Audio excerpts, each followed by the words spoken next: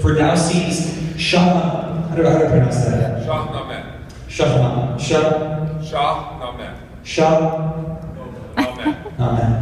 A translation of part of the Iranian national epic. He is a professor of English at Nassau Community College in Garden City, New York. Please give all of your love and all of your attention to Mr. Richard Jeffrey Newman, who's being a good sport and going with our club volleyball class. You know, Richard Jeffrey Newman.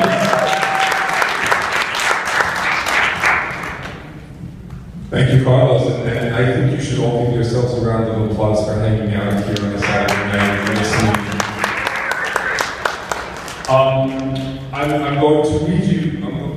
I'm going to read you three poems that I think are about in many ways what this conference is about, which is breaking silences, right? I mean, almost every session that I have been to, things have been about breaking silences, about men's lives, about what men feel, about what men do, about why men do the things they do. And the first poem is called The Silence of Men, and is the title poem of the book. The Silence of Men. A man I've never dreamed before walks into my apartment and sits in the green chair where I do my writing. He carries in his left hand a large, erect penis, which he places silently on the floor. The phallus begins to waltz to music I cannot hear. Its scrotum, a waltz. Well, I'm going to start again because I just screwed up that entire thing. The Silence of Men. A man I've never dreamed before walks into my apartment and sits in the green chair where I do my writing. He carries in his left hand a large, erect penis, which he places silently on the floor. The phallus begins to waltz to music I cannot hear. Its scrotum, a skirt, its testicles, legs cut off at the knees. I want to know why this disfigured manhood has been brought to me. I look up, but my guest is gone. His organ, deflating in short spasms like an old man coughing, spreads itself in a pool of shallow blood. The silence between us is the silence of men.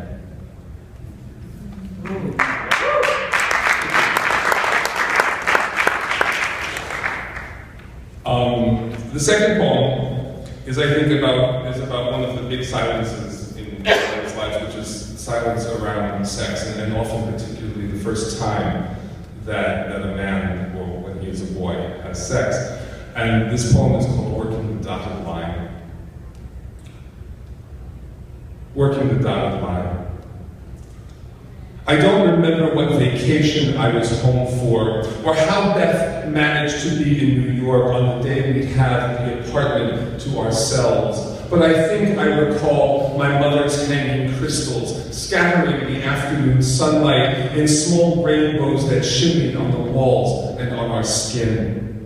And I can still see Beth stretching, nervous along the length of the daybed's mattress, and my fingers tracing the ridges of her ribs as she tugged at my erection. I'm ready. Let's do it. It was her first time, not mine, but it was my first condom, and I'd forgotten to read the directions. So I stood there growing soft, squinting at the print on the box, telling me the step-by-step I needed to learn was on the inside. I ripped the cardboard open and sat reading on the bed's edge, thumbing the foil-packed, lubricated circle, trying to visualize what I had to do.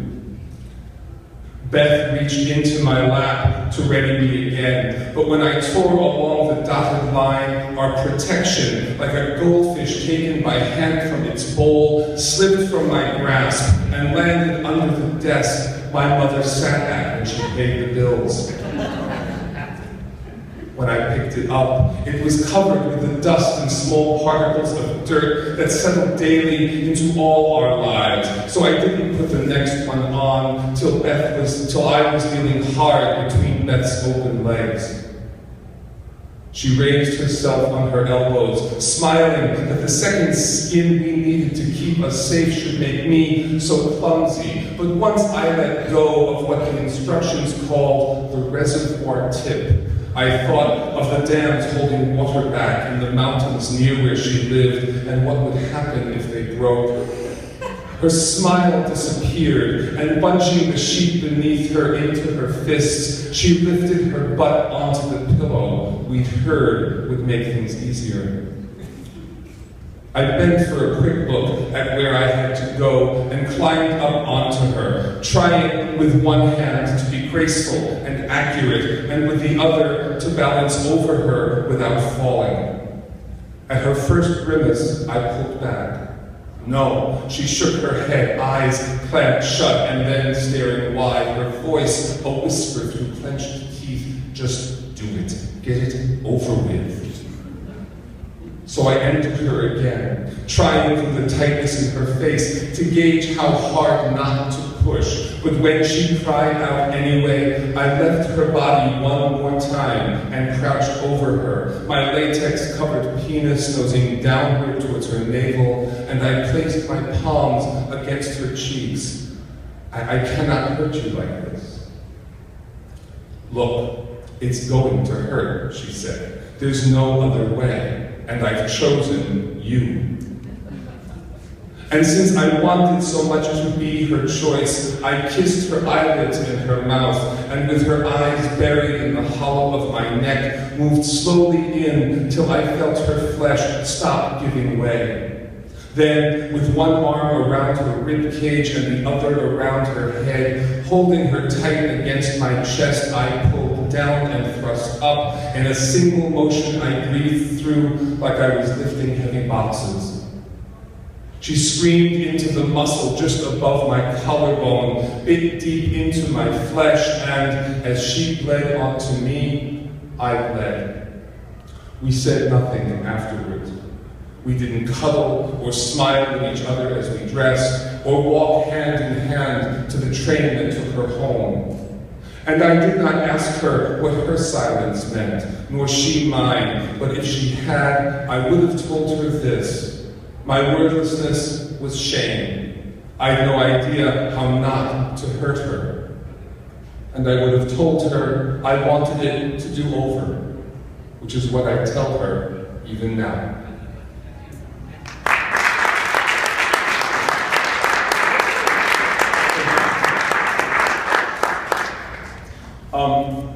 The last poem I'm going to read is called These Words Are for Him, for my son, a kind of prayer. And it for me, captures what being at this conference has been about. It was published in Voicemail magazine last summer, I believe. Rob Open published it in Voicemail magazine. These words are for him, for my son, a kind of prayer. Just before his mother pushed him through herself, hard enough to split who she was, wide enough for him to enter the world, I touched the top of my son's head. And after he was born, the midwife, Vivian I think it was, held my wife's umbilical cord in a loop for me to cut, which I did, freeing our new child's body to enter the name we had waiting for him. Then Vivian laid him against the curve of his mother's belly, lifted him to the breast, and into the maternal embrace he would for years define his world by. And once that first taste of love was firmly lodged within him, she bundled him tight, placed him in my arms, and, while I sang his welcome in a far corner of the room, turned to assist the doctor sewing up my wife's earth-torn flesh. I don't remember what song I chose, and it's been a decade at least since I've told anyone about my son's first moments as my son, but they've come to me here in this urologist's waiting room because I picked up from the coffee table this copy of The Nation another patient must have left behind. The first article I opened to, Silence Equals Rape, by Jan Goodwin, introduced me to Shashir, 6 years old and gang raped in the Congo. When they found her, she was starving. And when they found her, she could neither walk nor talk. And so they stitched together the parts of her the men had ruptured, fed her, gave her clothing, and that night she slept for the first time since no one knew when, in a bed that was not the bush the militia had left her to die in. And maybe the tent walls shaping the room she lived in when Goodwin learned she existed had come to mean for her a kind of safety.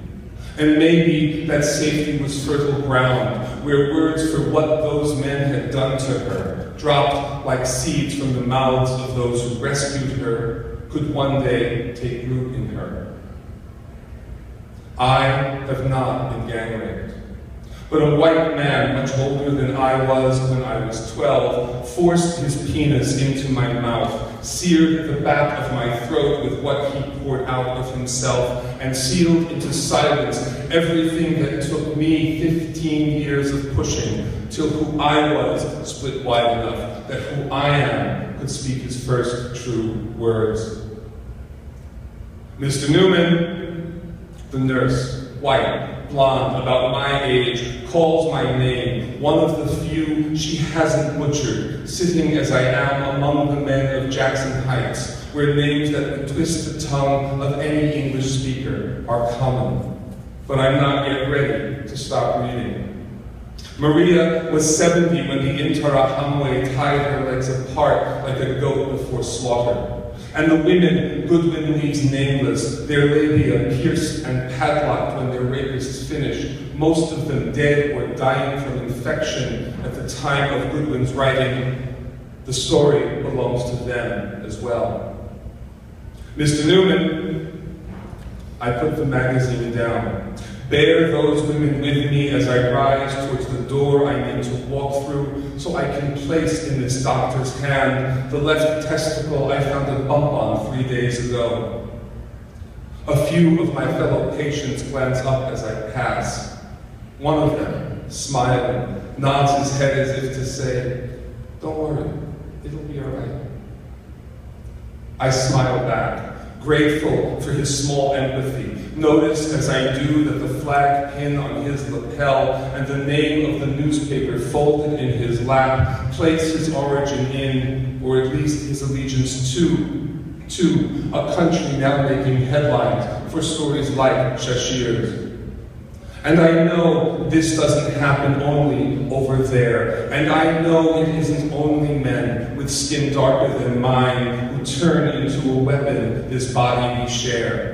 And I know no man in this room has done enough, could ever do enough to end that. So maybe this is where we're supposed to be. A kind of purgatory pregnant with poetic justice, where our penises are just penises, and our testicles are glands, nothing more. The door shuts behind me.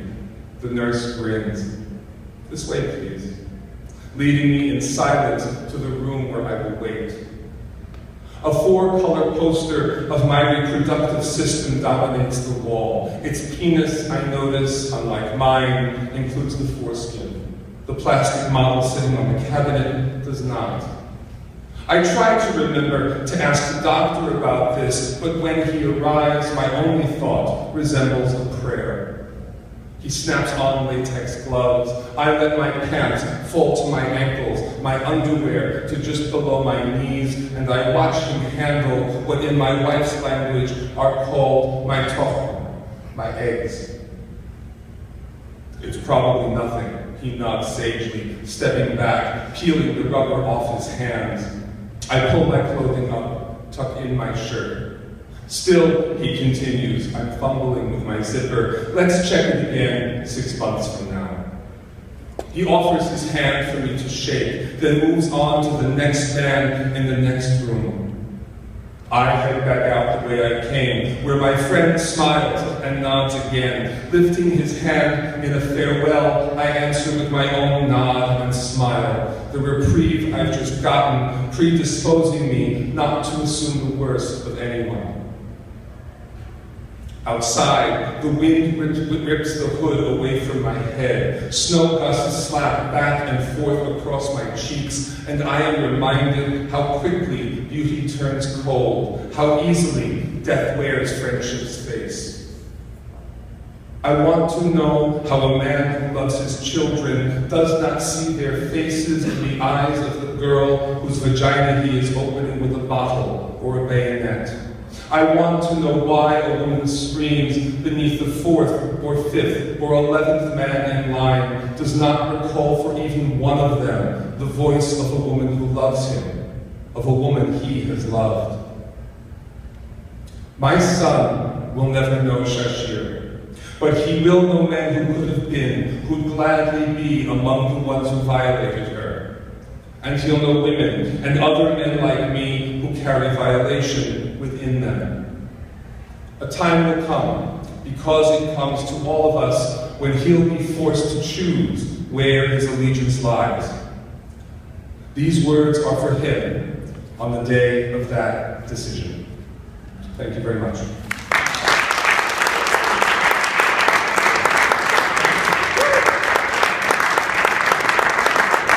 Please give it up one more time for Richard Jeffrey and for being gracious enough